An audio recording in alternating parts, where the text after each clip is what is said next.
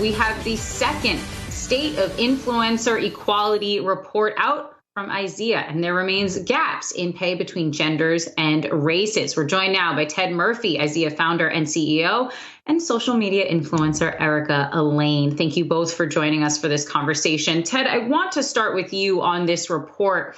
We're seeing influencers of color getting paid more and an increase of non-white influencers being sponsored. I'm wondering what's driving that change.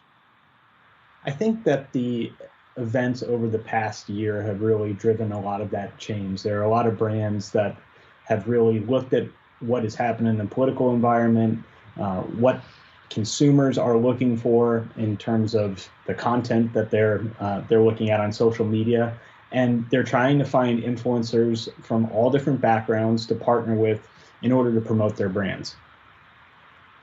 Now, Erica, I want to turn to you. Your Instagram, Mama in Color, discusses racism and being anti-racist quite a bit. Are you finding that this content that really addresses these social justice issues are getting more popular and also more profitable? I definitely think that it's getting more popular. More people are feeling more empowered and comfortable about speaking out. And I definitely think that there is a lot of room for growth for influencers of color to be able to have room in this market.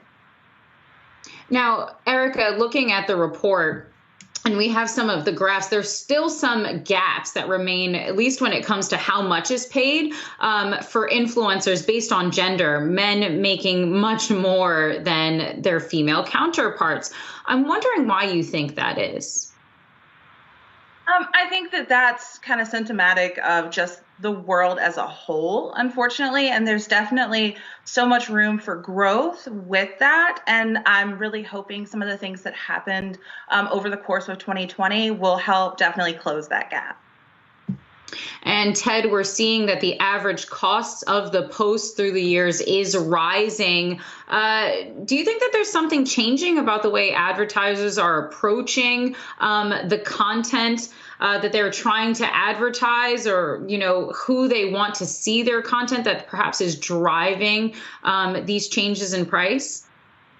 Yeah, I mean, it's really been remarkable to see what's happened since we first started in 2006. I mean, back then, influencers were getting paid $5 to $10 for a post, and $25 was seen as a real big home run. And now you're seeing that the average post in our platform is more like $1,600. And that, of course, spans very small influencers to very large influencers. But advertisers are really starting to see the value in sponsored content, and they're taking that content and they're repurposing it into their other advertising. So it's not just about the reach of the influencer anymore or how many likes or comments they have.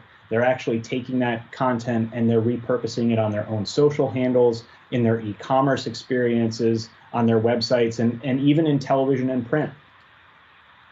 I'm sorry, did you say that the average Instagram post could make as much as $1,600? Because I'm starting to think that I perhaps am in the wrong profession and I need to just go out there and try to post as much as I can on Instagram, because that is absolutely incredible that we can see some influencers commanding that kind of money. Erica, given that the prices are increasing, are you seeing increased competition? Is it becoming harder really to keep up with, you know, what the advertisers or what the sponsors want?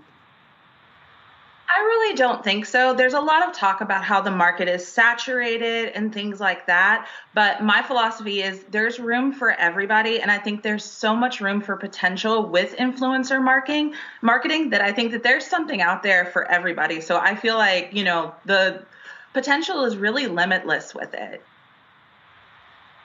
Ted, I would love to hear your thoughts on that, what you're seeing as more folks get involved in the space, if you think that there is a saturation point when it comes to social media, you know, influencer marketing.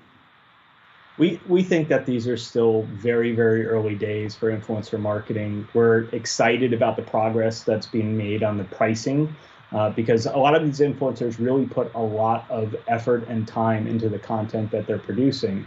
The platform that we launched earlier last year, Shake, is actually focused around allowing these influencers to more easily market themselves, to be able to connect with advertisers, and to be able to set their own prices. So, we just talked about the average post being about $1,600, but we actually completed a $40,000 TikTok offering just a couple weeks ago. So there's a lot of money to be made. It's not easy being an influencer, as I think Erica would tell you, but if you put in the effort and you really take some time to build your brand and build your following, it can be a full-time job. I'm going to throw this last question out to the both of you. Perhaps, Ted, you can go first. Erica, I'll give you the last word on this. New social media platforms are coming out every single day. I watch TikTok. I have not even attempted to try to make one. It seems far too difficult. We have the new social media platform of Clubhouse out, which is an audio-only platform. How do you think that changes the game, some of these new platforms in terms of content creation, but also for some of these creators to monetize what they're doing on these platforms? I think what's so cool about social media is that the world is constantly changing. I mean, when I first started doing this, it was on MySpace and message boards.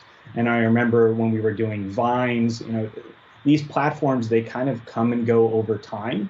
Facebook has had some fantastic staying power, but I think what you're seeing now is that there's some real competition. And a lot of that has been driven by what people are interested in from a content perspective. So, whether that's an audio chat on Clubhouse or creating real fun videos on TikTok, there's a lot of opportunity for people of all types. Erica, your thoughts? Definitely. I think, honestly, the more platforms, the better, just because, what somebody else might relate to, someone else might not. So it is if you want to go to Clubhouse to learn more, grow more, different things like that, or you do like the fun TikToks, or you're interested in Instagram and things like that, I feel like there's so much room for both creators and for the people who do want to consume content. There's really kind of something for everybody. All right. What I've mainly learned is that I really need to up my social media game, my Instagram game in the coming weeks, months, and years. Ted Murphy, IZEA founder and CEO, social media influencer Erica Lane, thank you both for joining us for this incredibly fascinating conversation. Thank you.